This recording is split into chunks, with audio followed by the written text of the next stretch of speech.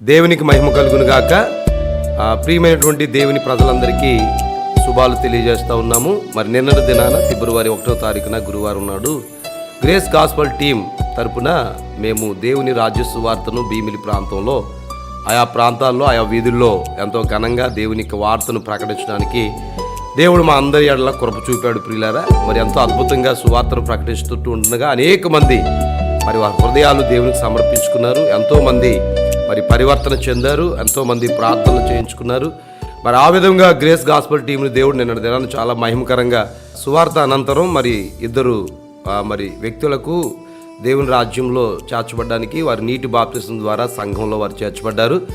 ఈ విధంగా మరి దేవుడు అద్భుతంగా నిన్న సాయంత్రం వరకు కూడా దేవుడు అద్భుతంగా సువార్త బృందానంతటి కూడా శక్తినిచ్చి బలంనిచ్చి ఆయన ఆత్మచేత నడిపించి అద్భుతంగా వాడుకున్నారు. అందును బట్టి మరి ఈ పరిచర్యలు ఇంకా ముందుకు దీవెనకరంగా మహిమకరంగా జరుగునట్లుగా మీరందరూ ప్రార్థించాలని ప్రభుపేట మీకు మనవి చేస్తా ఉన్నాం. ఆమేన్. ఏ స్థలంలో నుంచి ఆలకిస్తున్నావో తెలియదు, నువ్వు ఏ రకంగా ఆలకిస్తున్నావో తెలియదు, ఏ నిర్లక్ష్య స్వభావాన్ని వ్యక్తపరుస్తున్నావో తెలియదు.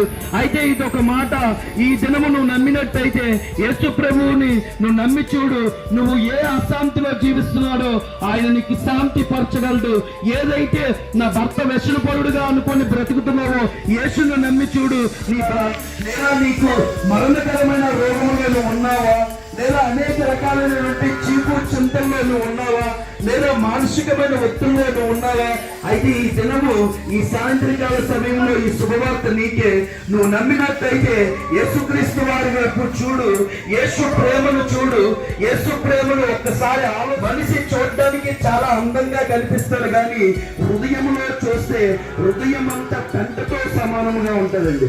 హృదయం ఎలాంటిదంటే ఆ హృదయము చాలా వరకు మోసకరము, అనేక రకాలైనటువంటి మోసకరమైన ఆలోచనలతో నింపబడి, అనేక రకాలైనటువంటి రాష్ట్రపాపములతో నింపబడి, అనేక రకాలైనటువంటి భయంకరమైన ఆలోచనలతో కూడుకున్న హృదయము. ఆ హృదయములో నుంచి నీకు ఈ దినమును శుద్ధీకరించాలి అంటే యేసును నమ్మాలి, యేసును స్మరించాలి, యేసు రక్తంలో నువ్వు కడగబడాలి.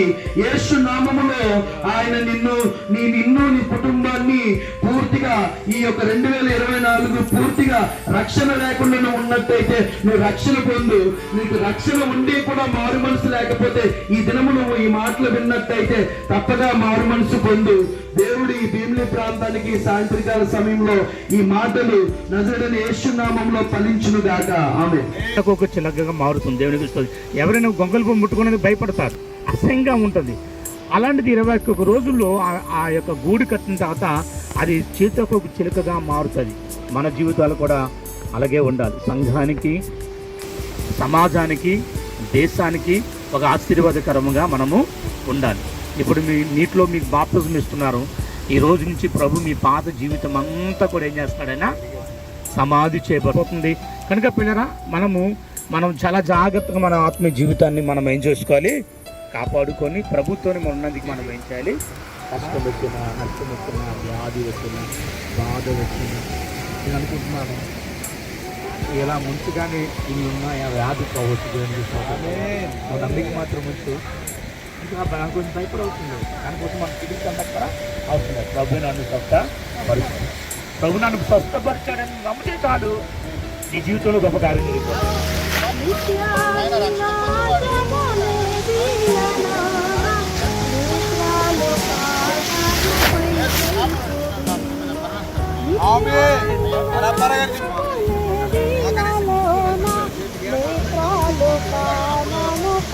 మరి తండ్రి యొక్క కుమారుని యొక్క పరిశుద్ధాత్మ నామములోనికి మన అప్పార గారి మరి యేసుక్రీస్తు నామములో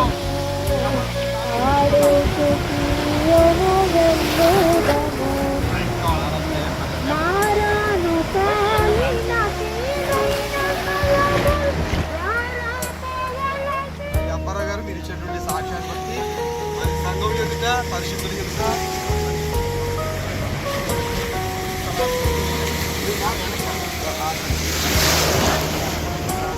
మరి ప్రభువైనటువంటి ఇదే మీకు ఆహ్వానం.